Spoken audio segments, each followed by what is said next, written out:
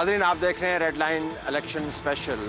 पाकिस्तान के अंदर हमने सियासत को और जमहूरियत को इस बात तक महदूद कर दिया है कि किसकी पेशी लग रही है, किसकी पेशी नहीं लग रही, कौन आ रहा है, कौन जा रहा है। जब ये आते जाते हैं और जलसे करते हैं तो हमें बताते हैं कि हम आवाम की खिदमत पर ख़ुद को मामूर किए हुए हैं। आवाम की खिदमत पर, किन आवाम की खिदमत पर? हम आज के प्रोग्राम में पाकिस्तान के आवाम की बिपता आपके सामने रखना चाहते हैं। पस मंज़र में जो आपको खातून नज़र आ रही हैं, हमने जब दिन में इनकी नागुफ्ताबे हालत को फिल्म बंद किया तो ये यहाँ पर मौजूद नहीं थी। हमसे अभी ये बात नहीं करना चाहती, लेकिन मुझे कुछ अंदाज़ा है। ये खातून जो 6 माह से यहाँ पर मुकीम है और रेड जोन से तकरीबन 500 मीटर के फासले पर उनकी ये नाम नहाद रिहाइशगाह है, जो बेसिकली एक बस स्टॉप है। तो इनके मसाइल क्या हैं? तो सुबह जब हमने विज़िट किया तो हमने इनकी हालत ज़ात जो देखी तो हमें अंदाज़ा हुआ कि पाकिस्तान के अंदर सियासी तरजीहात में अवाम आपको कहीं पर नज़र नहीं आते।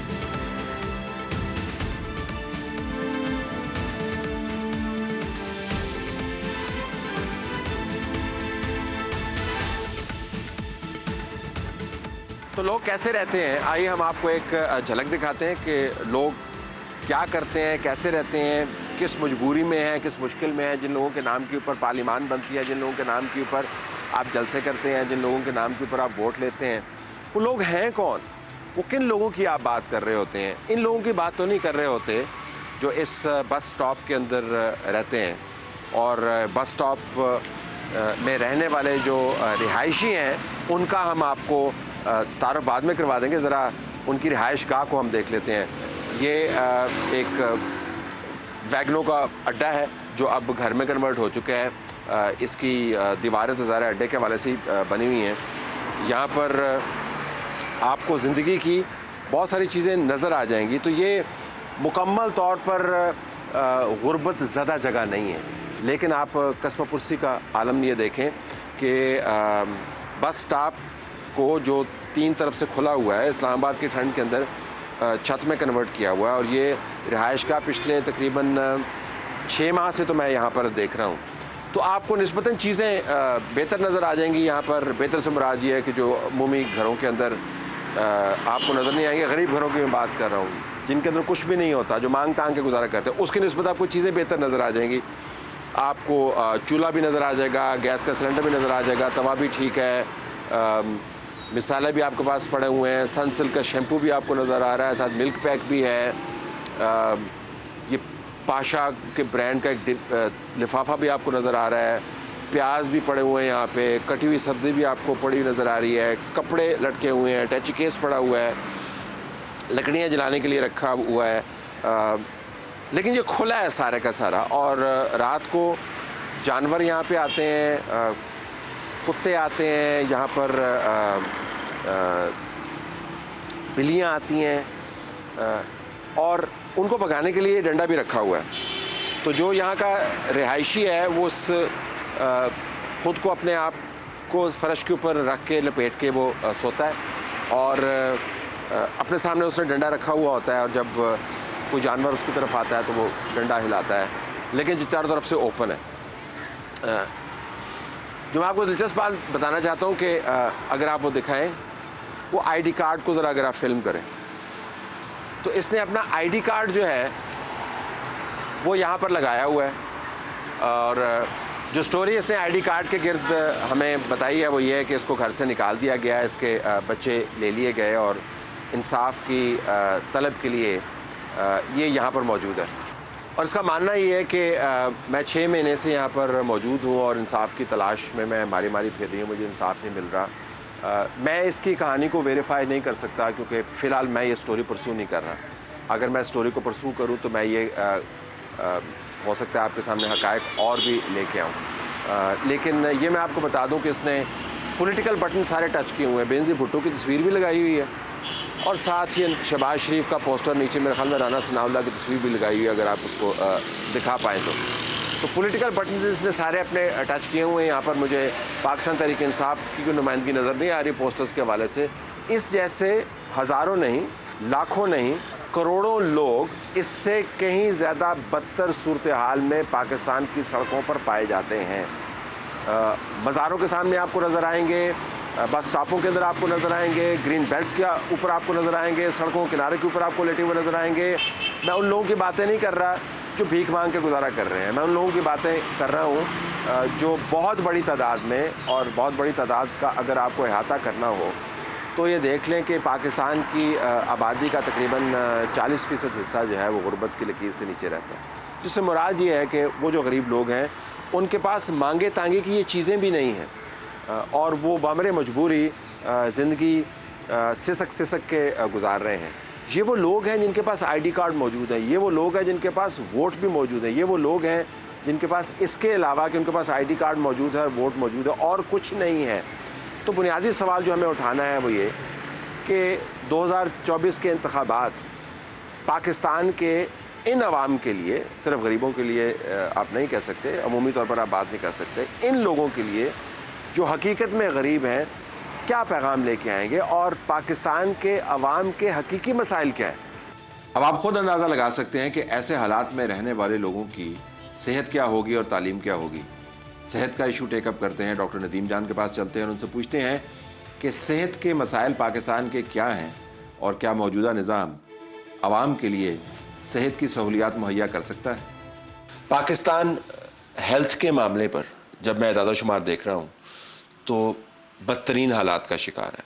अब आप मिनिस्टर भी हैं और हेल्थ एक्सपर्ट भी हैं, तो हमें बताइए कि अगर आपने पाकिस्तान की हेल्थ का पहले तो नक्शा खींच लेते हैं, क्या है नक्शा पाकिस्तान की सेहत का? अच्छा, ये जो आप फरमा रहे हैं बिल्कुल सही है, लेकिन ये किसी एक रिजीम का या एक टेन्योर की बात नहीं है, ये एक बहुत पुराना सिलसिला है। हेल्थ को इग्नोर किया जा रहा है बहुत, यानी ये एक काइंड ऑफ पॉलिसी रही है। 1% से कम आपका GDP हेल्थ पे अभी भी खर्च होता है। फिर आपका चैलेंज देखिए, सबसे पहले तो आप पॉपुलेशन ग्रोथ को देखिए, 2.5% से भी ज़्यादा, हम कितने 247 मिलियन पे अभी हैं, किस रफ्तार से हम बढ़ रहे हैं, रिसोर्सेज हमारे देखें, और फिर उसी को कंट्रोल करने के लिए हमारे पास कंट्रासेप्टिव प्रेवेलेंस रेट अभी भी 34% है। तो सबसे बड़ा तो ये एक डायलेमा है। दूसरे ममालिक का कलाम है, मतलब चाइना जो है एक्सप्लोडिंग पॉपुलेशन, लेकिन वो हेल्थ कवर है, रिसोर्सेज भी हैं, कमिटमेंट भी हैं, और उनको अपनी प्रायोरिटीज़ का पता है। दूसरी जो हमारी इन्फेक्शस डिजीज़ हैं, आप देखिए हेपेटाइटिस में हम दुनिया में अभी नंबर 1 पे हैं, डायबिटीज़ में नंबर 1 पे जा रहे हैं, पोलियो हमारे और अफगानिस्तान का मसला रहा है। बाकी जो हमारे इन्फेंट मॉर्टेलिटी देखें, चाइल्ड मॉर्टेलिटी देखें, न्यूट्रिशन की सिचुएशन देखें, तो कोई अच्छी पिक्चर नहीं है। लेकिन ये किसी एक बंदे का नहीं है, इसमें जो हम रिफॉर्म अभी जो एजेंडा हम लाए हैं, हम 2 मेन पिलर्स पे काम कर रहे हैं। एक ये कि गवर्नेंस को भी ठीक करना है और हमने सर्विस डिलीवरी को भी ठीक करना है। फिर सर्विस डिलीवरी की अपने कंपोनेंट्स हैं, आपने डिमांड साइड पे भी काम करना है और उनके सारे जो रिसोर्सेज है उसको इंश्योर करना है कि ट्रांसपेरेंट और अकाउंटेबल मैनर में वो पहुंच सकें। फिर दूसरे हमारे जो डिपार्टमेंट्स हैं, PMDC हैं, हमारे ड्रैप हैं, नर्सिंग काउंसिल्स हैं, उनको भी रिफॉर्म करना है। तो एजेंडा इज़ ह्यूज, बहुत बड़ा है। लेकिन आप ज़्यादा दुनिया भर में ट्रैवल करते हैं, अब हेल्थ को आप लुक आफ्टर कर रहे हैं, खुद हेल्थ से आपका ताल्लुक भी है। दूसरी दुनिया क्या कर रही है जो हम नहीं कर रहे? मतलब कंपैरिजन करते हैं ना, कोई विजडम जो है वो नया तो नहीं है, लर्नड विजडम भी होता है। दूसरी दुनिया में क्या हो रहा है जो हम नहीं कर रहे? अच्छा, जो मैं बहुत सारे मुल्कों में, गरीब ममालिक में मैंने काम किया, सोमालिया की मिसाल ले ली, सूडान, जो कि बिल्कुल ऐसी कंसिडर किए जाते हैं कि जहाँ पे गवर्नमेंट भी नहीं है, फिर इथियोपिया, कीनिया, फिलिपीन, अफगानिस्तान, बहुत सारे में मैं जो देख रहा हूँ, और जो हमारी जो ये सिस्टम की सबसे बड़ी फ्ला ये है कि ये एडिक्टेड टू इनर्शिया, ये स्टेटस को बड़ा एडिक्ट कर रही है। इसमें रिफॉर्म लाना बहुत बड़ा मुश्किल काम होता है। और स्टेटस को क्या है, कथकला में क्या है स्टेटस को? स्टेटस को में तो सबका फायदा है ना, जो स्टेक होल्डर्स हैं, जो हमारे जिसको कौम को बीमार रखने में किसका फायदा हो सकता है? कौम को तो फायदा नहीं हो रहा, आवाम को तो 90% आवाम को तो, जो हेल्थ सिस्टम अगर हम कंपेयर कर लें तो उनको तो ज़्यादा फ़ायदा नहीं हो रहा, फ़ायदा किसी और जगह पे जा रहा होता है। और ये तो पूरे एक सिस्टम की फ्लॉ है, तो उसी में हम चेंजेस ला रहे हैं। और ये मेरे ख्याल में ज़्यादा स्किल की तो बात ही नहीं है, विल की बात है। विल की बात है जी। तो विल के इजहार का मौका आ रहा है, अभी इंतखाबात का आ रहा है, तो आप ज़ाहिर है टैक्स पेयर भी हैं, वोटर भी हैं, एक्सपर्ट भी हैं, मिनिस्टर भी हैं। आप रिफॉर्म का काम कर रहे हैं, लेकिन आप निगरान सेटअप का हिस्सा हैं। इंतखाबात वक्त पे होते हैं तो फिर ज़ाहिर है आपकी जिम्मेदारियाँ तो ख़त्म हो जाएंगी। तो जहाँ पर ये निज़ाम इस वक्त खड़ा है, इसको आप ज़रा प्रोजेक्ट तो करके बताएं कि आने वाले दिनों में क्या करने की ज़रूरत है। जैसे मैंने पहले कहा कि कौम को बीमार रख के उनको پولیو زدہ رکھ کے ان کو انفیکشن ڈیزیزز کے سامنے رکھ کے کس کا فائدہ ہو سکتا ہے؟ ہم تو نہیں ترقی کر سکتے ایسے جی کر سکتے ہیں. ہیلتھ آپ کی ڈیولپمنٹ پیراڈائم کا مین پلر ہے، ایجوکیشن بھی، دونوں انفارچونیٹلی اگنور رہے ہیں. تو ہماری تو ایک تو میں اپنا ایک سکسیشن پلان بھی بنا رہا ہوں، جب ہم چھوڑیں گے تو ہم بتائیں گے کہ ہم نے کیا فائدہ ہے ملک کو اس سے، اور کس طرح آپ لوگوں نے سسٹین رکھنا ہے. تو مجھے تو اس پہ قوی امید ہے کہ انشاءاللہ اس کی ایک سسٹینیبلٹی رہے گی، کیونکہ جو بھی آئے گا پاکستانی ہوگا. پاکستان سے باہر 75 سال سے پاکستانیوں نے یہ حال کیا ہے نا. نہیں انشاءاللہ بس یہ کسی باہر سے لوگوں نے تو حال نہیں کیا. تو میں ذرا جاننا چاہ رہا ہوں کہ جو امید جو آپ دلوا رہے ہیں، جو اچھی بات ہے، اس کی بنیاد کیا ہے؟ مثلا کیا ہونا چاہیے آنے والے دنوں؟ آپ کیا توقع کرتے ہیں کہ جو حکومتیں بنے وہ کیا کریں؟ ہم تو اپنے میرے خیال میں ہیلتھ تو اپنا ایک اچھا نیریٹو بھی نہیں بنا سکا. دیکھیں ہیلتھ کسی بھی پولیٹیکل پارٹی کی پاپولرٹی کے لیے بھی ایک بہت بڑا کردار ادا کر سکتا ہے، اور وہ اگر اس پہ کنونس ہو جائے اپنے مینیفیسٹو میں health, population, infectious diseases, medical education ان کو لے لیں تو عوام تو ان کی گرویدہ ہو جائیں گے. جو زیادہ ہیلتھ کی سروسز کو امپروو کروا سکتا ہے، ان کو دہلیز پہ لا سکتا ہے، نزدیک لا سکتا ہے، افورڈیبل بنا سکتا ہے. تو یہ ایک ریئلائزیشن ہماری خواہش ہے کہ ہماری پولیٹیکل پارٹیز کو ہم کروا سکیں کہ ہیلتھ کو اے پولیٹیکل رکھیں. اگر یہ سب کچھ نہ ہم کریں گے تو کیا ہوگا؟ ہمیں دوسرا سیناریو بلڈ کرنا چاہیے نا. اگر کیا تو ٹھیک ہو جائے گا، اگر نہ کیا جہاں پہ ہم کھڑے ہیں اس وقت تو کیا ہوگا؟ وہ بھی نقشہ کھینچیے. میں طلعت صاحب بہت ہی انفارچونیٹ ہوگا. ابھی میرے خیال میں ایک چانس مل گیا ہے ہمیں، اور ہم کچھ آپ کو شاید پتہ بھی ہو، ہم 2-3 مہینوں میں جو کچھ کر سکے ہیں، کہ کتنا ہم پورٹ فولیو کو بڑھا سکے ہیں، کس لیول کے ہم ریفارمز جلدی کر سکے ہیں، کس لیول کا پاکستان کا امیج ہم بڑھا چکے ہیں انٹرنیشنلی. میں 3 سمٹس میں گیا ہوں، COP 28 میں جو گلوبل نیوٹریشن سمٹ تھی، اور ایک WHO کی ادھر کیرو میں تھی. پاکستان پہلے کدھر تھا اور اب 18 اگست سے پہلے اور اب بہت بڑا فرق آیا ہے. آپ نے پہنچ کی بات کی، بیسک ہیلتھ یونٹس کا پاکستان بھر میں جال پھیلا ہوا ہے. ترجیحات کا آپ نے بتا دیا کہ سیاسی طور پر اس کا بڑا فائدہ ہو سکتا ہے اگر آپ اس کو اپنانا چاہیں. تو کیا چیز مانے ہے کہ جب پتہ بھی ہے کہ لوگ گرویدہ ہو جائیں گے، پتہ بھی ہے کہ ووٹ ڈل جائیں گے، تو سیاستدان تو بھانپ لیتے ہیں نا موقع کو. یہ موقع کیوں نہیں بھانپتے کوئی؟ میرے خیال میں اس میں سیاستدانوں سے زیادہ میں کہتا ہوں کہ ہمارے عوام میں جو شعور اور جو آگاہی چاہیے، اور جس طرح اکاؤنٹیبل ٹھہرانا چاہیے کسی بھی گورنمنٹ کو، وہ نہیں ہو رہا. کسی بھی یورپین کنٹریز سے اپنے آپ کو کمپیئر کر لے. میں تو پاکستان کو ریٹ کرتا ہوں ہائی. میں نے دنیا دیکھی ہے، ہمارے اندر جو ٹیلنٹ ہے، ریسورسز اللہ نے دی ہیں، جو اپرچونٹیز ہیں، وہ دنیا سے بہت آگے ہیں. لیکن وہ اس طرح ٹرانسلیٹ نہیں ہوتی لوگوں کی زندگی میں بہتری لانے کے لیے. تو وہ ہمیں آئیڈینٹیفائی، وہ بوٹل نیکس کرنی چاہیے، وہ اس پہ عوام کی سائڈ پہ، گورننس سائڈ پہ، دونوں کو، اور پھر ایک مکس اور سینتھسس کر کے پھر اس کو آپ حل کر سکتے ہیں. لیکن اس کے لیے ایک براڈر پولیٹیکل ول چاہیے. ابھی بات ہوئی ول کی، تو یہ نظام اپنی مرضی کیوں نہیں دکھاتا جب لوگوں کے مسائل کے حل کی بات ہوتی ہے؟ فواد حسن فواد سے پوچھتے ہیں. تھینک یو ویری مچ جی. تو بنیادی بات یہ ہے کہ لوگوں تک ہم نے وہ سروسز جو لوگوں کو مہیا نہیں ہیں پہنچانے کا بندوبست کرنا. اب آپ کو اس تمام نظام کا بہت اچھے طریقے سے پتہ ہے جس کے ذریعے سروسز پہنچنی ہے، سارا ہمارا اسٹرکچر اسٹیٹ کا. ہم اس نظام کے تحت پہلے تو یہ طے کر لیں پہنچا سکتے ہیں سروسز لوگوں تک یا نہیں پہنچا سکتے؟ شکریہ طلعت. بسم اللہ الرحمن الرحیم. دیکھیے اگر تو بالکل ہاں یا نہ میں اس کا جواب دوں تو بڑا ویل کنسیڈرڈ میرا ویو ہے کہ اس نظام کے تحت نہیں پہنچا سکتے، اور اس میں بہت سی پھر فیکٹرز. تو فیکٹرز میں کئی برسوں سے یہ کہہ رہا ہوں، 1 دہائی سے زیادہ کا عرصہ گزر گیا ہے مجھے یہ کہتے ہوئے، کہ ہماری جو آبادی میں کا جو تناسب، اس کی رفتار میں جو اضافے کی جو رفتار ہے اس رفتار کے ساتھ ہمارے وسائل کو اگر دیکھا جائے، اور ان وسائل میں ایک بہت خوشگمانی کے ساتھ ایک بڑی سٹیپ انکریز بھی دیکھوں کہ بہت تیزی سے اس میں اگلے 3-4 سال میں، 5 سال میں، 10 سال میں اضافہ ہو جائے، تو اگر آبادی کی شرح میں اضافے کا تناسب یہی برقرار رہے تو اس خوشگمانی کے ساتھ بھی یہ سروسز کی ڈیلیوری ممکن نہیں ہوگی. ٹھیک. پہلا سب سے بڑا امپیڈمنٹ جو ہے وہ آبادی ہے. اب آ جائیے نظام کی طرف. نظام کیوں نہیں پہنچا سکتا؟ نظام اس لیے نہیں پہنچا سکتا طلعت کہ یہ ڈیزائنڈ ہی نہیں ہے سروس ڈیلیوری کے لیے. دیکھیے سروس ڈیلیوری کہاں پہ ہونی ہے؟ سروس ڈلیوری ہونی ہے لوکل گورنمنٹ کے لیول پہ جا کے.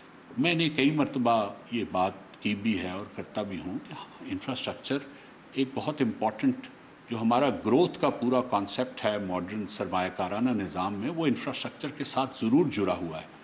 لیکن آپ نے اپنے وسائل کا کتنا حصہ انفراسٹرکچر پہ خرچ کرنا ہے اور کتنا عوام کے اس طبقے کو ان بنیادی سہولیات کی ڈیلیوری پہ خرچ کرنا ہے جس کے بغیر کوئی بھی معاشرہ انسانی معاشرہ کہلانے کے قابل نہیں ہے. یہ وہ جگہ ہے جہاں پہ حکومتیں بار بار فیل کریں. اب اس کے ساتھ جب میں دوسری بڑی فیلئر دیکھتا ہوں، اور وہ دیکھیں فیلئر بڑی سمپل ہے پوری دنیا میں، اب اس کو کسی بھی ریاست کی ڈٹرمنیشن کے لیے کہ کیا وہ ایک ریاست ہے یا نہیں ہے، دو بیسک ٹیسٹ اپلائی کیے جاتے ہیں. پہلا ٹیسٹ یہ ہے کہ اس ریاست کے ایک وقت تھا جب جس کے پاس بھی کچھ جغرافیائی حدود کے اوپر حکومت ہوتی تھی، یہ کہا جاتا تھا کہ یہ ریاست ہے. اب اس کو خالی اکیلی چیز کو جغرافیائی حد آپ کے کنٹرول میں ہونے کو ریاست نہیں سمجھا جاتا. اب یہ کہا جاتا ہے کہ جغرافیائی حدود پہ قبضہ ہونے کے ساتھ ساتھ آپ کے دو ایلیمنٹس، آپ کے پاس ایکسکلوسیو یوز ہونا چاہیے گن کا، کہ enforcement of law, protection, property یہ صرف سرکار کر سکتی ہے، کوئی اور نہیں کر سکتا، اسی کی ذمہ داری. اور دوسری آپ کے پاس ایکسکلوسیو ڈومین آف ٹیکسیشن ہونی چاہیے. اور یہ جو دوسرا ایلیمنٹ ہے اس کا براہ راست تعلق ہے ہماری فیلئر کے ساتھ. اور میں کیوں کہتا ہوں کہ یہ گورننس ماڈل جو ہے وہ نہیں ڈیلیور کر سکتا، کیونکہ ہم نے بے شمار ہماری پچھلے 75 برس میں ایسے دور آئے ہیں جب ہم نے ویلتھ کریشن کی ہے، جو سرمایہ کارانہ نظام کا ایک پہلا بنیادی سٹیپ ہوتا ہے. لیکن جو دوسرا امپورٹنٹ سٹیپ جس میں حکومت اور گورننس کا ماڈل آتا ہے وہ ہے taxation and equitable distribution of the wealth that is created. اب وہ تو ہم نے 60 کی دہائی میں ہم نے کیا اور اس کا نتیجہ 22 خاندانوں کی صورت میں نکلا. دیکھیں اگر میں تو اگر آپ کے پاس ٹیکسیشن بڑھ جائے، آپ کے پاس وسائل بڑھ جائیں، تو یہ نظام جو ایک ایلیٹ کیپچر کا شکار ہے، کیا یہ نظام پھر سروس ڈیلیوری کر پائے گا؟ اس کے لیے دیکھیں میں یہ کہہ رہا ہوں کہ وہ ایک بنیادی ضرورت ہے. آپ کے پاس وسائل ہوں گے، اس کے بعد دوسرا مرحلہ یہ آئے گا کہ آپ نے اس وسائل کو اس جگہ پہ پہنچانا ہے جہاں پہ سروس ڈیلیوری ہے. اب ہوا کیا، ہم نے NFC کیا، بڑی اچھی پیش رفت تھی، نیشنل فائننس کمیشن کا ایوارڈ، اور اس میں آہستہ آہستہ مزید سے مزید وسائل نیچے کی طرف جاتے گئے. لیکن ہم نے صرف 2 فریقوں کے درمیان وسائل کی تقسیم کو NFC کے ذریعے انشور کیا. فیڈریشن سے وسائل کو ہم نے صوبوں میں ٹرانسفر کیا، لیکن کوئی ایسا کام، کوئی ایسی ہم نے لیجسلیشن نہیں کی. ہم نے آرٹیکل 140 تو لکھ دیا 140A کانسٹیٹیوشن میں کہ جی لوکل گورنمنٹ جو ہے وہ ڈیولپ کرنا حکومت کی ذمہ داری ہوگی. لیکن اس کے ساتھ جہاں پہ ہم نے NFC میں تمام وسائل کی تقسیم کر دی، ہم نے یہ نہیں کہا کہ اس میں لوکل گورنمنٹ کا حصہ کیا ہوگا. نتیجہ یہ ہے کہ لوکل گورنمنٹ اول تو ہوتی نہیں ہے، کیونکہ ایک صوبائی حکومت اور لوکل گورنمنٹ میں ایک ڈائریکٹ کلیش آ گیا ہے. یہ سمجھا جاتا ہے کہ جی اگر لوکل گورنمنٹ مضبوط ہو گئی تو صوبائی حکومت کا اور صوبائی وزراء کا اور صوبائی ممبران اسمبلی کا جو اختیار ہے وہ ختم ہو جائے گا. اور اس کی کاسٹ جو آ رہی ہے، اس کا جو نتیجہ نکل رہا ہے وہ کولیپس ہے بیسک سروسز کا، جس میں ہم روز بروز یہ دیکھ رہے ہیں کہ عوام تک اگر آج سے 10 سال پہلے کچھ سروسز پہنچ بھی رہی تھیں تو وہ نہیں. تو آپ کا ماڈل کیا ہے؟ ایک بلدیاتی نظام جس کے پاس فائنینسز بھی موجود ہوں، وہ آپ کا نظام ہے سروس ڈیلیوری کے لیے؟ پہلا تو نظام وہ ہے. پہلا تو میں سمجھتا ہوں کہ it is now imperative for the state of Pakistan to ensure کہ local governments are functional, regularly functional, not یہ کہ جی 20 سال میں سے 3 سال فنکشنل رہی اور اس کے بعد اس کا جو بھی ماڈل بنا. اس سے بھی زیادہ میں یہ سمجھتا ہوں کہ یہ امپورٹنٹ ہے کہ اس کو جو وسائل کی ٹرانسفر ہے وہ لیجسلیٹڈ سپورٹ کے ساتھ ہو. NFC ایوارڈ کا ایک حصہ یہ بھی ہونا چاہیے کہ اگر وفاق صوبے کو اتنے یہ پیسے دیتا ہے تو ان پیسوں کا کتنے فیصد حصہ وہ آگے لوکل گورنمنٹ کو دے گا. دوسرا اس میں ایک پولیٹیکل فلسفی کا بھی ایلیمنٹ ہے تلت، اور اس میں تمام سیاسی جماعتیں ابھی تک فیل کر رہی ہیں. ہم نے ابھی تک ان چیزوں کو جو عوام کی بنیادی ضروریات ہیں ان کو اپنے سیاسی منشور کی ترجیحات میں کنورٹ نہیں کیا. اگر آپ پچھلے 30 سالوں کے سفر کو دیکھیں، میں 1990 سے بات کر رہا ہوں، تو ہم نے کہا جی اسکول اچھے نہیں چلتے، پرائیویٹ کنٹرول میں دے دیے جائیں. ہسپتال اچھے نہیں چلتے، پرائیویٹ کنٹرول میں دے دیا جائے. سیکیورٹی ہم نہیں پرووائڈ کر سکتے, ہمارے پاس پولیس فورس کم ہے, وسائل نہیں ہیں, لوگ اپنی اپنی سیکیورٹی کا انتظام کریں. دیکھیے جو پہلا عمرانی معاہدہ جس کو سوشل کانٹریکٹ کہتے ہیں دنیا میں جو وجود میں آیا تھا, اس کی بنیاد صرف یہی چیز تھی, انسان نے اپنی کچھ آزادی اس لیے حکومت کے لیے قربان کی تھی یا ریاست کے لیے قربان کی تھی کہ اس کے بدلے میں اس کو جان کی اور مال کی حفاظت ملے گی, سیکیورٹی. اس کو بنیادی ضروریات جو وقت کے ساتھ ساتھ تبدیل ہو کے لیکن 21ویں صدی میں جو ایک ایکسیپٹڈ بیسک سروسز ہیں, وہ تعلیم ہے, وہ بنیادی صحت ہے, اس کے علاوہ سینیٹیشن کا ایک نظام ہے, اس کے علاوہ آپ کی ایک جس کو بیسک سروائیول کے لیے وسائل کی مہیا کرنا. لوگ کہیں گے کہ سبجیکٹ ڈیوالو ہو گئے ہیں, تعلیم ڈیوالو ہو گئی ہے, ہیلتھ ڈیوالو ہو گئی ہے. ایک طرف سے آپ لوکل باڈیز کی بات کرتے ہیں, امپاورڈ لوکل باڈیز کی, تو یہ انفورس کون کرے گا پھر؟ دیکھیے جو آئین ہے ہمارا جو گورننگ ڈاکیومنٹ ہے, اس نے وہ تمام فریم ورکس دیے ہوئے ہیں جس کے اندر اس تمام سطح جو ہیں گورنمنٹ کی جو ٹیئرز ہیں انہوں نے مل کے کام کرنا. ٹھیک ہے صوبوں کے اختیارات جو ہیں وہ پہلے سے بہت زیادہ بڑھ گئے ہیں, لیکن وفاق کے پاس پالیسی فریم ورک کی حد تک اور انسٹیٹیوشنل فریم ورک کی حد تک بھی CCI کی صورت میں, کونسل آف کامن انٹرسٹ کی صورت میں ایک ایسا ادارہ موجود ہے جہاں سے پالیسی ڈرائیو کی جا سکتی ہے. NFC کی جو ڈسٹریبیوشن ہے اس کے میکنزم میں میں سمجھتا ہوں اب یہ امپیریٹو ہے کہ ہم لوکل گورنمنٹس کے حصے کو ڈٹرمن کرنا شروع کریں, اور اس کے لیے کسی نئے اختیار کی ضرورت نہیں ہے, کسی آئینی ترمیم کی ضرورت نہیں ہے, صرف سیاسی جماعتوں کے درمیان اس بات کی کانشیسنس کی ضرورت ہے کہ ایک ایفیکٹو لوکل گورنمنٹ سسٹم کے بغیر یہ نظام نہیں چل سکتا. 100 بیماریوں کی ایک جڑ غربت ہے.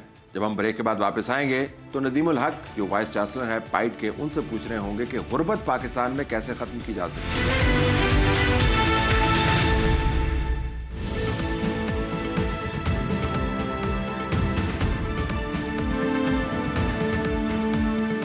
بہت شکریہ جی آپ کا. Thank you. مجھے آپ یہ بتا دیں کہ کیا انتخابات کے ذریعے ہم غربت ختم کر سکتے ہیں, ہاں یا نہیں؟ اگر نہیں تو پھر غربت کیسے ختم کر سکتے ہیں؟ اگر ہاں تو پھر پاکستان میں اتنے انتخابات ہوئے تو غربت کیوں ختم نہیں ہوئی؟ دیکھیے جی, اس پہ ہم نے کام کیا ہے. ہم نے دیکھا ہے کہ آپ کی تینوں پارٹیز جو ہیں وہ اپنے مینیفیسٹوز میں کوئی ان کے پاس کانکریٹ چیز نہیں ہوتی. سلوگن ضرور ہوتے ہیں, کوئی کانکریٹ چیز نہیں ہوتی.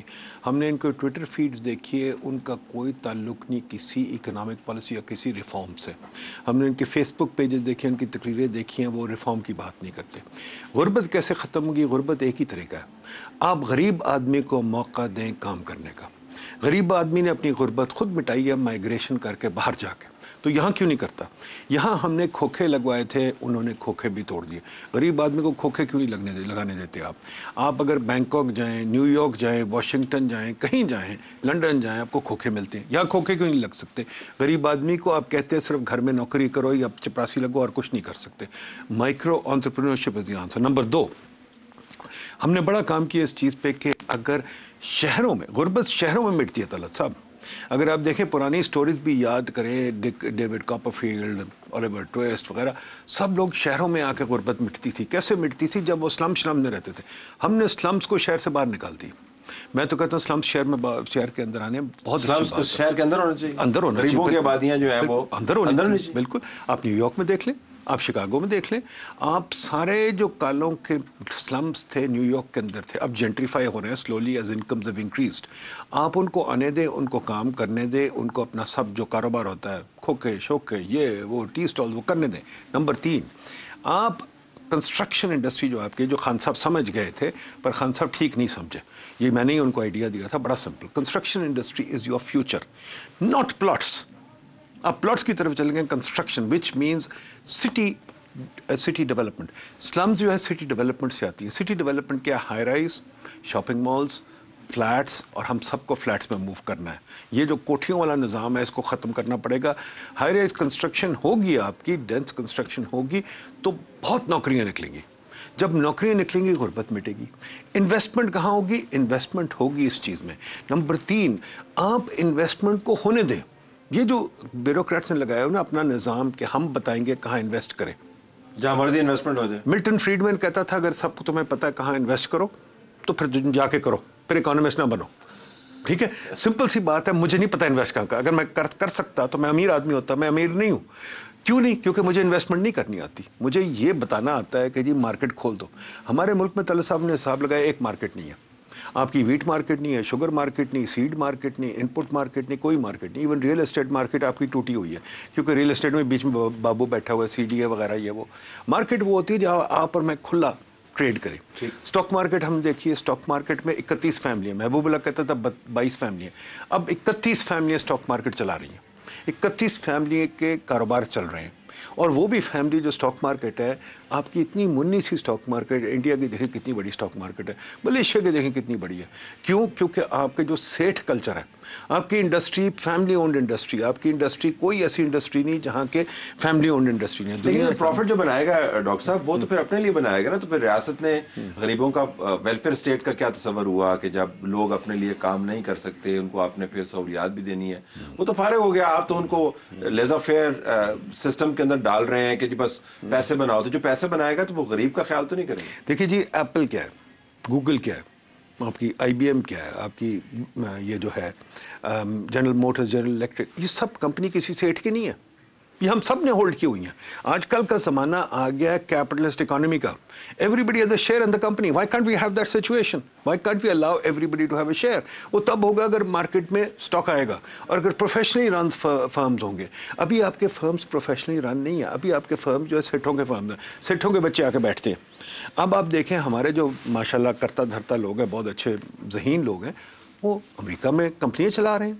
अब देखिए सारे टॉप 25 कंपनीज़ के CEOs इंडियंस हैं। कहाँ से आए? IIT से आए। जब ये निज़ाम हमारे यहाँ आ जाएगा, प्रोफेशनली रन फर्म्स, तो बहुत अपॉर्चुनिटी खुल जाती है। जब आपके यहाँ एक डेंस सिटीज़ आ जाएंगी जहाँ लोग रह रहे हैं एक ऐसे माहौल में जहाँ सर्विसेज चाहिए, फॉर एग्जांपल आप फ्लैट्स में रह रहे हैं, यानी कि नौकरशाही चल रही है, आप सर्विसेज बाय कर रहे हैं, तो आपकी और बिजनेस। लेकिन जिन लोगों के पास ना छत है, ना उनके पास तालीम है, ना उनके पास सेहत है, वो इस मार्केट में कैसे कम्पीट करेंगे? उनका किसी ने सहारा तो बनना है। मैं यही कह रहा हूँ कि अगर आप देखिए जो अमेरिका में जो स्लेव्स जब रहा हुए थे तो वो कहाँ भागे थे? सिटीज़ में भागे थे। उन्होंने कुछ साल मार खाई, वो बन गए, ठीक है ना। तो दुनिया का निज़ाम ऐसा ही है कि वो कुछ साल मार खाएंगे फिर बन जाएंगे। यस, हमारे पास भी वेलफेयर स्कीम्स हैं, वेलफेयर स्कीम्स होंगी जो उनकी मदद करेंगी, माइक्रो फाइनेंस होगी जो मदद करेगी, पर एक चीज़ अल्लाह साहब जो हमें एक्सेप्ट करनी पड़ेगी, मेहनत के बगैर कोई बंदा नहीं बना। अपनी मेहनत के बगैर अगर आप सोच रहे हैं कि गरीबों को आप लाड से बड़ा करेंगे तो वो तो नहीं होगा। वसाइल भी तो चाहिए होते हैं, जब मौके नहीं है तो फिर मेहनत भी मौके अगर आप मार्केट चले देंगे, जिन हमारे बंदे जो माइग्रेट किए हैं, जो बंदे हमारे ग्रीस में जाके मरे हैं, वो बेचारे किस तरह जाते हैं वहाँ, आपने भी देखा है, मैंने भी देखा है, और वो किस तरह वहाँ जाके अपनी ज़िंदगी बना लेते हैं, मेहनत करने को तैयार हैं। यहाँ आप क्या करते हैं, वो बंदे ने खोखा खोला, 10 बंदे आ गए, पुलिस वाले आके मार दिया उसको, उसका खोखा तोड़ दिया। यार ये तो तमाशा है ना। आप लोगों को मौके दें, काम करने दें, NOC और ये तंग करने के से निज़ाम से निकाल दें। वसाइल क्या? वसाइल तो यहाँ से निकलते हैं, वसाइल ज़मीन से नहीं निकलते, वसाइल यहाँ से निकलते हैं। अब हमारे लोगों को काम करने देंगे तो कुछ बनेगा। मैं 1000 तरीके देख सकूँ। अब देखें फूड पैंडा आ गया, फूड पैंडा में कितने लोगों की रोज़ी लग गई है। अब देखिए उसके अलावा वो आ गया है इनड्राइव। इनड्राइव में देखते हो अब अच्छे खासे लोग खाते पीते, जो हमारे कल को ड्राइवर लगे हुए थे वो आज इनड्राइव में चला रहे हैं। तो चलने दे निज़ाम को। ये जो है ना कि ब्यूरोक्रेट लोगों को अमीर कर देगा, वो तो भूल जाए, कभी भी नहीं। किसी भी जमात के सामने आबादी का बढ़ता हुआ समंदर तरजीहात में शामिल नहीं है। मिफ्ताह इस्माइल से पूछते हैं, साबिक वज़ीर ख़जाना रहे हैं, कि हमें बताएं कि अगर आबादी ऐसे ही बढ़ती रही तो क्या हम पाकिस्तानी तरक्की कर पाएंगे या नहीं। मिफ्ताह साहब बहुत शुक्रिया, आपने हमें ज्वाइन कर लिया। ये बताइएगा कि हम पाकिस्तान की मौजूदा आबादी की सूरत हाल से शुरू करते हैं, उसके पेश नज़र, और मैं हैरान कुन एदाद शुमार देख रहा था कि 2050 में हम 40 करोड़ के करीब हो जाएंगे। इसके पेश नज़र कौन सा ऐसा मुआशी नुस्खा है आपके जहन में कि हम बढ़ते भी जाएं और तरक्की भी करते जाएं? है कोई ऐसा नुस्खा कि नहीं? तलब भाई शुक्रिया, सवाल आपका एकदम मेरे ख्याल से पाकिस्तान का सबसे इम्पोर्टेंट सवाल है कि जब पॉपुलेशन आपकी इतनी तेज़ी से बढ़ रही हो جب اگر یہ بھی سینسس ٹھیک ہے اور پچھلا سینسس بھی ٹھیک تھا تو اس کے مطابق 90 لاکھ سے آپ کے نئے بچے پیدا ہو رہے ہیں، 75 لاکھ سے آپ کی پاپولیشن بڑھ رہی ہے تقریباً 74-72 لاکھ سے، اور اگر 17-18 لاکھ عمر رسیدہ لوگ انتقال کر جاتے ہیں تو 72 لاکھ سے پاپولیشن بڑھی اور 90 لاکھ بچے ہیں۔ ان 90 لاکھ بچوں کو آج کے 5 سال بعد آپ کو اسکول بھیجنا ہے تو اس کے لیے کلاس رومز چاہیے، اس کے لیے اساتذہ چاہیے، ان کے لیے ٹیکے چاہیے۔ اچھا، یہ تینوں کے پاس وسائل ہمارے پاس نہیں ہیں۔ تو سچی بات ہے کہ جس سپیڈ سے آبادی بڑھ رہی ہے اور جو ہمارے وسائل ہیں، ایسا کوئی نسخہ نہیں ہے کہ جس کے تحت ہم اس پاپولیشن کو ایجوکیٹ کر سکیں اور اس پاپولیشن کو دنیا کے مقابلے میں کھڑا کر سکیں۔ تو اگر ہمیں معاشی ترقی کرنی ہے، ایک ترقی یافتہ ملک بننا ہے، تو اس کے لیے ہم کو بچوں کو پڑھانا ضروری ہے، اور بچوں کو پڑھانے کے لیے میں سمجھتا ہوں کہ جو سب سے بڑی ضروری یہ چیز ہے کہ کچھ نہ کچھ پاپولیشن کنٹرول کرنی ضروری ہے۔ جب پاکستان میں 40% آج پاکستانی خطِ غربت کے نیچے ہے، 42% پاکستانی بچہ جو ہے وہ سٹنٹڈ ہے، یعنی کہ 5 سال کی عمر کے وہ بچوں کی قد ہی چھوٹا ہوتا ہے اپنی عمر کے لحاظ سے، وہ قد اتنا نہیں بڑھ رہا ہوتا کیونکہ ان کو خوراک نہیں مل رہی ہوتی، تو وہ نہ صرف جسمانی طور پر سٹنٹڈ یعنی پیچھے رہ جاتے ہیں بلکہ دماغی طور پہ بھی پیچھے رہ جاتے ہیں۔ یہ 42% بچہ ہے آپ کا، اور 20 سال میں یہ نمبر نیچے نہیں گیا ہے، 20 سال میں یہ نمبر تھوڑا بڑا ہے، نیچے نہیں گیا۔ اس کے بعد 17% بچہ آپ کا ویسٹڈ ہے۔ ویسٹڈ وہ بچہ ہے جس کو پچھلے سال خوراک نہیں ملی تو اس کا قد تو ٹھیک ہے لیکن اس کا وزن کم ہو گیا ہے۔ تو آپ سوچیں کہ جب لاکھوں بچے آپ کے بھوکے سو رہے ہوں اور بھوکے ناشتہ نہ مل رہا ہو تو ان کو آپ کیسے پڑھا سکتے ہیں؟ یہ تامل ناڈو جی بتائیے تامل ناڈو میں اور دیگر ہندوستان کے صوبوں میں یہ دیکھا گیا کہ جب فری لنچز، وارم ہاٹ میل، جب دوپہر کا کھانا بچوں کو دینا شروع کر دیا تو ان کی بچوں کی اسکول میں اٹینڈنس بھی بڑھ گئی۔ اگر ہم صحیح معنوں میں تعلیم کو اوپر روشنی تھوڑی محنت کریں، اس پہ پیسہ خرچ کریں، بچوں کو کھانا دیں، ان کو کوئی وظیفہ دیں، اور ساتھ ساتھ پاپولیشن پلاننگ کرنے کے اندر بات کریں، اس کے علاوہ کوئی پاکستان کا حل نہیں ہے۔ آپ جو اکنامک پالیسی کر لیں، آپ یہاں سے IMF پروگرام کر لیں، سعودی عرب سے لون لے لیں، ریفائنریاں لا کے لگا دیں، لیکن اگر آپ یہاں پہ یہ 90 لاکھ بچے اگر آپ پیدائش جو ہو رہے ہیں اس کو کم نہیں کریں گے تو کوئی صورت نہیں آگے بڑھنے کی۔ الیکشن سیزن ہے، ہر کوئی عوام کی بات کر رہا ہے۔ اب ہم آئیں گے تو عوام وہاں پر پہنچ جائیں گے، ہم آئیں گے تو عوام وہاں پہ پہنچ جائیں گے، ہم عوام کے نمائندہ ہیں، عوام کے نمائندہ ہیں، ہم ٹیکس پیئر بھی ہیں، ووٹر بھی ہیں، تو ہم سے بہتر کون جائے گا کہ عوام کی نمائندگی کی اہمیت کتنی ہے۔ لیکن یہ جو صورتحال ہے یہاں تک ہم پہنچے کیسے؟ کیا مطلب یہ بہت بڑا مسئلہ ہے جس کو لوگ سمجھ نہیں سکتے، کوئی سائنٹیفک فارمولہ ہے جس کو سمجھانا پڑتا ہے؟ ترجیحات پر کیوں نہیں ہے یہ معاملات مفتاح صاحب؟ ایک تو پہلے یہ بتا دوں کہ پاکستانی خاتون کو سری لنکن خاتون سے 3 گنا زیادہ بچے پیدا ہوتے ہیں لائف ٹائم میں، اور لیکن بنگلہ دیشی خاتون سے بھی 2 گنا زیادہ۔ اب بنگلہ دیش بھی ہماری طرح مسلمان ملک ہے، بلکہ بہت بڑا اجتماع، حج کے بعد سب سے بڑا اجتماع بھی بنگلہ دیش میں ہوتا ہے۔ دیگر مسلمان ممالک ہیں جس کے اندر پاپولیشن کنٹرول ہوئی، اور یہاں پہ بھی اگر آپ جید علماء کرام سے بات کریں تو وہ کہتے ہیں کہ پاپولیشن کنٹرول کا پروگرام ہو سکتا ہے۔ تو یہ آپ اس کے اندر اس کو بھی نہیں کر سکتے کہ اسلام کو خدا نخواستہ آپ مرید الزام ٹھہرائیں لیکن آپ نے کبھی یہ پرائورٹی رکھی نہیں ہے۔ آپ کی ایک وزارت ہے، میں یہ پوچھتا ہوں کہ اس وزارت نے آج تک کیا ہم کو دیا ہے؟ مطلب یہ کسی حکومت کی پرائورٹی ہے؟ آپ نے کبھی سنا ہے کسی جماعت کے منشور میں بھی یہ کوئی بات ہوئی ہے کہ یار پاپولیشن پلاننگ کرنی چاہیے یا پاکستان میں ایجوکیشن کے اوپر کرنا چاہیے؟ ہاں یہ بات ہے کہ آپ نے کیوں نہیں کیا؟ آپ بھی تو فائنانس منسٹر تھے نا، آپ نے کیوں نہیں کیا؟ جی سر، میں تو مجھ سے پوچھ رہے ہیں میں نے کیوں نہیں کیا؟ ظاہر ہے میں تو سر 5-5 مہینے 2 مرتبہ وزیر خزانہ رہتا ہوں۔ وزیر خزانہ تو یہ نہیں کرتا، یہ تو پرائم منسٹر صاحب کی اور اس کے بعد پاپولیشن وزراؤں کی بات ہوتی ہے، صوبے کے چیف منسٹروں کی بات ہوتی ہے۔ لیکن یہ بات، اور اگر اس میں آپ ٹو دا ایکسٹینٹ کہ میں اس ملک کے اشرافیہ کا حصہ ہوں، میں بھی مرید الزام ہوں، میں اپنے آپ کو مرید الزام ٹھہراؤں گا، اور بالکل ٹھہرانا بھی چاہیے اور یہ بات کرنی چاہیے۔ اور اب تو میں پچھلے 1 سال سے تو یہ ہم شاہد عباسی اور میں اور مصطفیٰ بہت یہ بات کر رہے ہیں کہ پاپولیشن پلاننگ پہ بھی آپ کو بات کرنی پڑے گی۔ اور یہ جو ہم دیکھیں، سچی بات یہ ہے طلعت بھائی کہ جہاں ملک کو لے کر آ گئے ہیں، جبکہ دنیا کے تمام ممالک آپ سے آگے نکل رہے ہیں، تو آپ کو یہ بات سمجھنی ہوگی کہ ہم نے بہت غلطیاں کری ہیں، اور یہ نہیں ہے کہ میں نے غلطی کری ہے یا طلعت حسین نے غلطی کری، غلطی من حاصل قوم ہوئی ہیں، اور اب ہم کو پیچھے بیٹھ کے ذرا دیکھنا پڑے گا کہ بھائی کیا اس طرح ملک چلنے چاہیے۔ اچھا، یہ ترجیحات پر کیسے لے کے آئیں؟ مطلب نمبرز بھی ہیں، آپ کو ویزیبل ایویڈنس بھی نظر آتا ہے، آپ کو सक्सेस स्टोरीज भी नज़र आती हैं। आपने बांग्लादेश का जिक्र फरमाया, बहुत अच्छी सक्सेस स्टोरी है, अपने रीजन में है, और आपको अपने फेलियर्स भी नज़र आते हैं। तो हम क्या करें कि इसको तरजीहात में शामिल करवाएं? कोई एहतजाज हम करें, हम एतराज़ करें, हम मुसलसल डिबेट करें? क्योंकि पार्टियों के जाविये से आप देखें तो it's not a big issue. नहीं सर, पार्टियों के जाविये से ये इशू नहीं है, क्योंकि वो और मैं आपसे इख्तलाफ भी करूंगा इस बात पे दौलत भाई कि वो आवाम की बात नहीं कर रहे। हर पार्टी का अगर आप देखें तो उसको यही है कि हम आ जाएंगे पावर में तो उसके बाद दूध शहद की नदियां बह जाएंगी। बस खाली ये रह गया है कि फ़लाँ आदमी अगर वज़ीर आज़म बन जाएगा, और हर पार्टी का यही काम है, तो फिर हर चीज़ सही हो जाएगी। भाई कैसे सही होगी ये कोई नहीं बताता है। जब 90 लाख बच्चे इधर पैदा हो रहे हैं तो इसके बाद कोई इसको बताएगा हमें कि भाई इसको स्कूलें कहाँ से भेजोगे? इनके लिए 2 लाख टीचर्स आपको हर साल चाहिए, वो कहाँ से लेकर आ रहे हो? उनके पैसे कहाँ से आ रहे हैं? 2 लाख क्लासरूम कहाँ से बन रही हैं?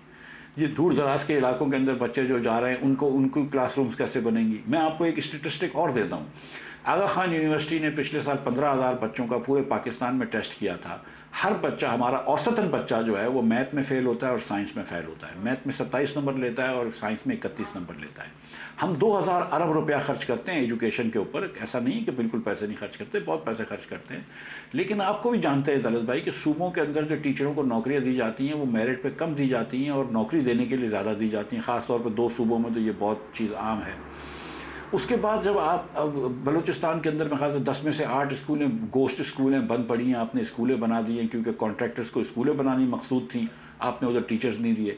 तो बहुत सारी इसमें करप्शन भी शामिल है। पंजाब में मैंने अभी पता किया है कि 1.5 लाख वैकेंसीज हैं टीचर्स की, उनके ऊपर अपॉइंटमेंट्स होनी है, नहीं हो 1.5 लाख। वही सर ना, देखें ना। और मैं आपको ये यकीन दिला रहा हूँ कि आप अगर ये टेस्ट करवाएं टीचरों का, जो मैट्रिक के साइंस के टीचर हैं, आप उनसे मैट्रिक के साइंस का इम्तिहान लें, आप देखें आधे टीचर्स फेल हो जाएंगे। मतलब आप ये, हमको एजुकेशन के बारे में कोई नई चीज़ सोचनी चाहिए। हुकूमत, बलूचिस्तान की हुकूमत 5,000 रुपये से ज़ायद, बाकी हुकूमतें 3-3, 4-4 हज़ार रुपये से ज़ायद फ़ी बच्चा खर्च कर रही हैं फ़ी महीने। आप या तो बच्चों को पैसे दे दें, प्राइवेट स्कूल में जाने दें। अगर बड़े बड़े अफसरान के और बड़े बड़े लोगों के बच्चे प्राइवेट स्कूल में जाते हैं तो गरीब लोगों को भी 3-3 हज़ार रुपये महीना दे दें। आप वो तो खर्च कर ही रहे हैं, कम से कम उनको कुछ बेहतरी हो जाएगी। आप स्टैंडर्ड्स बनाइए। मतलब मैं आपको बता रहा हूँ तलत भाई कि कोई तरीका नहीं है दुनिया में तरक्की करने का माँ सिवाय तालीम के। जापान में कोई तेल नहीं है, कोरिया में कोई गैस नहीं है, कोई मादनियात नहीं है। वो तरक्की आज इसलिए करे हुए हैं कि उनके पास तेल और गैस है। हिंदुस्तान इस साल $150 बिलियन से ज़्यादा का एक्सपोर्ट करेगा, जो सऊदी अरब तेल का एक्सपोर्ट नहीं कर रहा। तो फिर आप अपने जहन को भी, तो एक आपका जहन भी एक जो है वो अल्लाह ताला की देन है, उसको इस्तेमाल करें। लेकिन हम तो हम उस रेस में ही नहीं है, हम तो पता नहीं क्या बातें कर रहे हैं। तो पाकिस्तान तो मेरे ख्याल से हमारी सियासतदान भी आप देखें तो जो बातें अब हो रही हैं सर, आप देखें तो मतलब ये किसी ऐसे मैच्योर मुल्क की सियासत के अंदर तो बातें नहीं होनी चाहिए जो हमारे यहाँ बातें हो रही हैं। जिस मुल्क को आगे बढ़ना हो, जिस मुल्क को बरामदात बढ़ाने हों, जिस मुल्क को दूसरे मसाइल हल करने हों, ये बजट का डेफिसिट इतना बड़ा मसला है, बिजली की कीमतें इतने बड़ा मसला है, हमारे यहाँ ये बातें तो नहीं होती। हमारे यहाँ ये होती है कि मैं आ गया तो ये कर लूँगा और मैं आ गया तो ये कर लूँगा। I have to leave it there. बहुत शुक्रिया आपका, थैंक यू। आप रियासत के इदारे के पास चले जाएं तो वो आपको बताएंगे वो कितनी मुश्किल में है। आप प्राइम मिनिस्टर के पास चले जाएंगे तो आपको बताएंगे कितनी मुश्किल में है। आप एक्स प्राइम मिनिस्टर के पास चले जाएं तो वो आपको मुश्किल में नज़र आएंगे। सियासी जमातें हों, रियासती इदारे हों, या सियासत के दूसरे नुमाइंदगान हों, या बिज़नेस कम्यूनिटी हो, हर कोई पाकिस्तान के अंदर कंप्लेन करता हुआ नज़र आता है और साथ यही भी दावा करता है कि वो आवाम की खिदमत पर खुद को मामूर किए हुए है। जो असल आवाम है वो इससे भी बदतर हालत में रहते हैं। अगर हमने इंतखाबात को और जमहूरियत को और निज़ाम को और रियासत के तमाम निज़ाम और नस्क को किसी मीनिंगफुल और मंतकी तरीके से चलाना है और मुल्क को किसी न किसी तरीके से बचा कर रखना है, तो ऐसे लोगों को नुमाइंदगी देनी होगी उस निज़ाम के अंदर जहाँ पर इनका कोई पुरसाने हाल नहीं है। हमारी तरफ से यही कुछ इजाज़त चाहते हैं। अल्लाह हाफ़िज़।